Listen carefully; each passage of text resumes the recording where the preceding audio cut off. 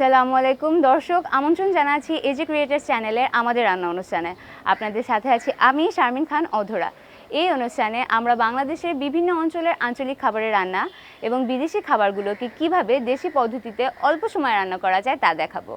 তবে তার আগে সাবস্ক্রাইব করুন আমাদের চ্যানেল এজি ক্রিয়েটার্স এবং পাশে থাকা বেল আইকনটি ক্লিক করুন যাতে নিত্য নতুন ভিডিওগুলো দেখতে পারেন। আজ আমাদের স্টুডিওতে আছেন আসমা আপু। আপু কেমন আছেন? ভালো, তুমি কেমন আছো? আমিও ভালো আছি, আপনাকে অনেক সুন্দর লাগছে। ধন্যবাদ। আপু, আপনি তো এর আগে রান্নার অনুষ্ঠান করেছেন, তো আপনার অভিজ্ঞতাটি আমাদের দর্শকদের সাথে শেয়ার করবেন? হ্যাঁ, এর আগে আমি দুটো রান্না করেছিলাম। আমার কাছে দর্শকরা অনেক চেয়েছে বা পছন্দ করেছে, আমার কাছে অনেক ভালো লেগেছে। তো আজকে আমাদের দর্শকদের জন্য কি রান্না করবেন? আজকে আমি ইলিশ মাছ দিয়ে ডালের বড়া রান্না করব। ইলিশ মাছ দিয়ে ডালের বড়া, নামটা তো খুবই লোভনীয়। দর্শক, তাহলে চলুন শুরু করা যাক আমাদের রান্না। এখানে আমার সব কিছু দেওয়া আছে, হলুদের গুঁড়া, মরিচের গুঁড়া, তারপরে সামান্য একটু আদা বাটা, আমি কাঁচা মরিচ বেটে রেখেছিলাম এর মধ্যে দিয়েছি, পেঁয়াজ বাটা। এখন আমি এটাকে ভাজবো।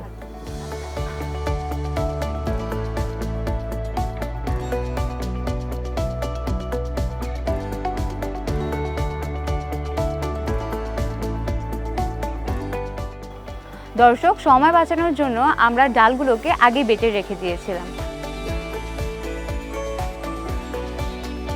আপু, তেলটা কি এখানে আগে গরম করতে দেওয়া হয়েছে? হ্যাঁ, আমি দিয়েছি একটু, যাতে তেলটা ভালো মতো একটু গরম হয়ে আসে, তাহলে ডালের বড়াটা একটু লাল হবে ভালো। এটা কি অল্প আঁচে ভাজতে হবে? একটু কম আঁচে ভাজলে একটু ভালো হবে।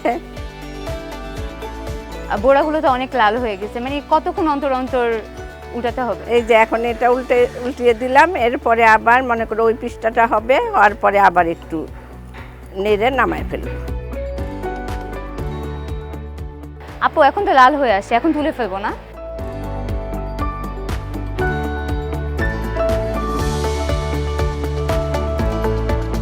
আপু, এরপর আমরা কি করব? এখন আমি তেল দিয়ে দিব। হ্যাঁ, তেল দিয়ে পেঁয়াজটা কষাবো।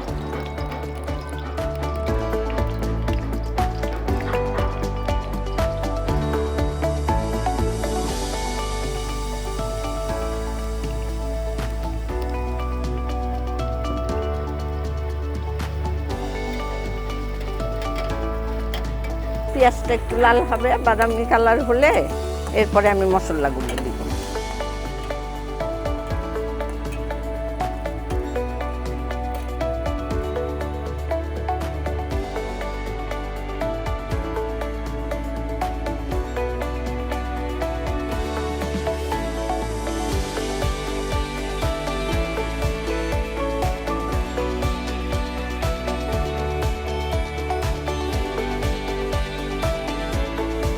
পেঁয়াজটা একটু ভালো মতো না লাল যদি না হয় তাহলে আর পেঁয়াজটা গলতে চাবে না, চেয়ে থাকবে।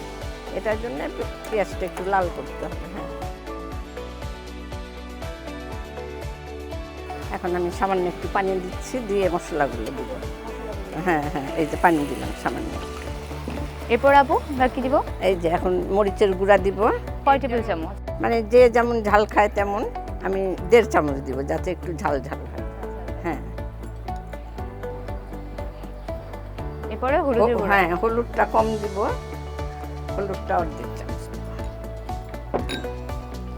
লবণ পরিমাণ মতো লবণটা।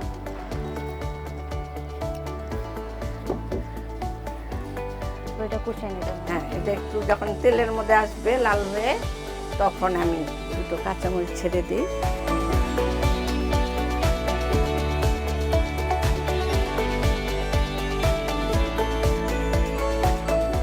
এটাতে আমি আদা বাটা দিইনি, আদা বাটা দিব না। ইলিশ মাছে আদা বাটা ভালো লাগবে না, আমার ডালের বড়াতে দেওয়া আছে আদা বাটা। আপু, এরপরে আমরা কি দিব? এরপরে পানি দিব, পানি দিয়ে পরিমাণ মতো পানি দিব, দিয়ে ইলিশ মাছগুলো দিয়ে বড়া দিয়ে ধনে পাতা দিয়ে কিছুক্ষণের জন্য হ্যাঁ ঢেকে রাখবো।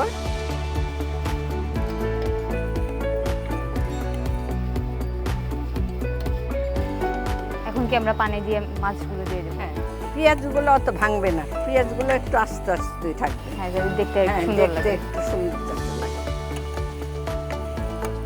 এখন আমি পরিমাণ মতো পানি দিয়ে দিচ্ছি। এখন আমরা একে একে ইলিশ হ্যাঁ, ইলিশ মাছগুলো দিয়ে দিব। মাছগুলো দিয়ে দিই।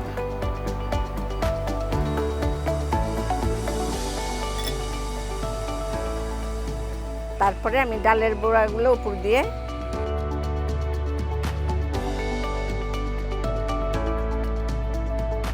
তারপরে একটা বলক আসলে ধনিয়া ধনেপাতা পাতা উপর দিয়ে দিয়ে দিয়ে ভাবেন। হ্যাঁ ঢেকে দিচ্ছি। দর্শক এখন আমরা এটাকে 5 থেকে 7 মিনিট বলক দিব। আপু রংটা তো অনেক সুন্দর আসছে, দেখতে অনেক ভালো লাগতেছে। এখন আমি ধনিয়া পাতা দিচ্ছি। হ্যাঁ হ্যাঁ, ধনেপাতা দেওয়াতে এখন আরো বেশি সুন্দর, আরো কালারফুল, আরো ভালো লাগতেছে।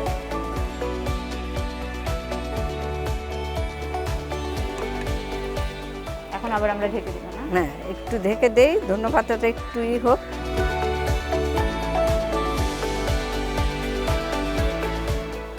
হয়ে আসছে না আপু? হ্যাঁ বা খুবই সুন্দর লাগছে।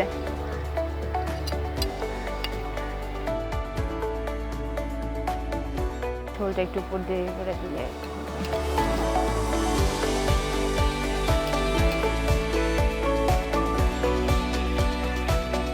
এই নাও, হয়ে গেল আমার ইলিশ মাছ ডালের বড়া। বা দেখতে খুবই লোভনীয় লাগছে। দর্শক দেখতেই পাচ্ছেন তৈরি হয়ে গেল আমাদের ইলিশ মাছের ডালের বড়া। নিশ্চয়ই আপনারা রান্নাটি শিখতে পেরেছেন। এখন আমি খেয়ে বলছি কেমন হয়েছে।